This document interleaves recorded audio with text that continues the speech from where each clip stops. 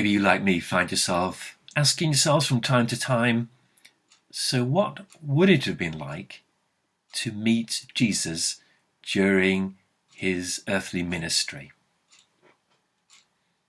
And of course, there are two sides to that question. The one is a historical one, bringing to bear on the question all that we know from all the centuries of research and scholarly debate about who Jesus was, what he did, what the world in which he lived was like, and how we interpret what we know from the Gospels about him. And of course, it's also a devotional question for those of us who have lived our lives seeking to be a disciple of Jesus, and we grow in our hearts and in our understanding of what the life to which he calls us means and our experiences of it. And as we bring those two questions together, I think there's one certain conclusion, that to those who met the historical Jesus, there was an immense challenge. There was a sort of a je ne sais quoi about their meeting of Jesus. There was something about him that challenged their expectations and that either drew them in deeply or repelled them and sent them away as critics. There was something about Jesus, something about his presence, his character, his personality, his authority. And that, of course, is at the heart of the story we're about to hear from towards the beginning of Mark's Gospel from chapter 1, and we're picking it up at verse 21. They went to Capernaum, and when the Sabbath came, Jesus entered the synagogue and taught. They were astounded at his teaching, for he taught them as one having authority, and not as the scribes. Just then there was in their synagogue a man with an unclean spirit, and he cried out, "What have you to do with us, Jesus of Nazareth? Have you come to destroy us? I know who you are, the Holy One of God." But Jesus rebuked him, saying, "Be silent, and come out of him." And the unclean spirit, throwing him into convulsions and crying with a loud voice, came out of him. They were all amazed, and they kept on asking one another, "What is this? A new teaching with authority? He commands even the unclean spirits, and they obey him." At once his fame began to spread throughout the surrounding region of Galilee. Well, you could say that there are two stories there going on.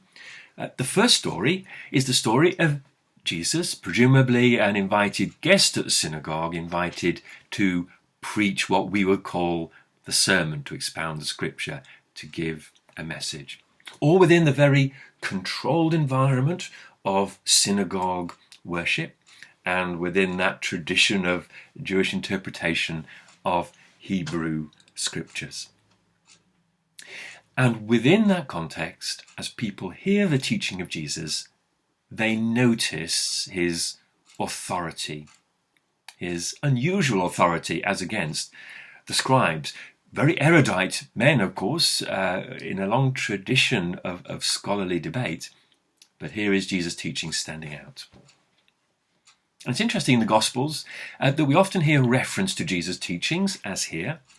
Mark actually doesn't tell us the content of Jesus' teaching, what he actually taught. And that's quite a feature of the Gospels. Of course, we can say quite a lot about what Jesus taught. Some years ago, as a little exercise, I went through the Gospels and made my own little list, a little summary list of what did Jesus actually teach. And of course, you can do that. I came out with about 10 summary headings for the subjects and the things that Jesus actually taught. But I think if you read the Gospels and you come away with the idea that all you need to do is to make a list of the things that Jesus taught and know them and commit them to heart, you've missed the point. There's more to it than that. The teachings are important and that we know them and that we live by them, but there is more to Jesus' teaching. And so here in the gospel, just that sense of the teaching in their entirety, the way in which Jesus taught, came across with authority. And then the other story, of course, is the person with the unclean spirit, and that story breaks into the tidiness of synagogue worship, breaks into, and you can almost imagine breaking the flow of Jesus' sermon as the man with the unclean spirit cries out. And this is an altogether different story. This is about the action of Jesus to drive out the spirit. A story that I think will be less comfortable for many of us. It's one thing to talk about the teachings of Jesus and to still hold them dear to our hearts. That language of spirit possession might be harder for us to take to heart. So maybe just talk about the brokenness of the world breaking into this very orderly synagogue worship. And of course the point here too is that separately, but using the same language, those around Jesus notice his authority to drive out the spirit. And so I think we can bring those two together very helpfully as we work out what this means for us. That although they might appear to be two separate stories, they are of course being told as one by Mark. And the authority of Jesus, this je ne sais quoi that the people experienced when they met Jesus, is both about his teaching and also about his actions, what he teaches and what he does. And together, I think we could say, through this they experience, those who meet Jesus, his authority. It's about word and action together.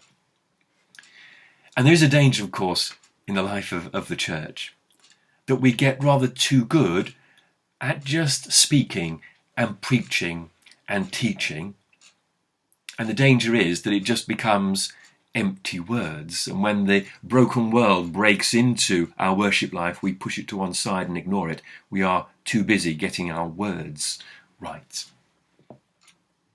There is an equal and opposite danger in the church, in my experience, that we get caught in what we might call busyness.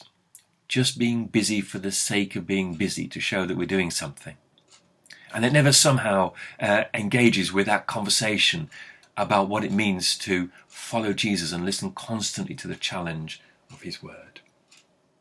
And we are most effective at being the church and at being individual disciples of Jesus when we are somehow, in a way that's sometimes hard to put your finger on, we're able to bring those two things together. So as we speak, it's a call to action. And as we act, it's a living sermon, a living exploration of what it means to have faith in Jesus Christ and to offer our worship to him. So just as it begins with Jesus and the crowds noticing his authority equally and together in his teaching and in his healing, in his word and his action, how do we live out our response to the authority of Jesus, both in what we say and in also how we live, what we do, and how we deal with the broken world that breaks into our experience of being the church?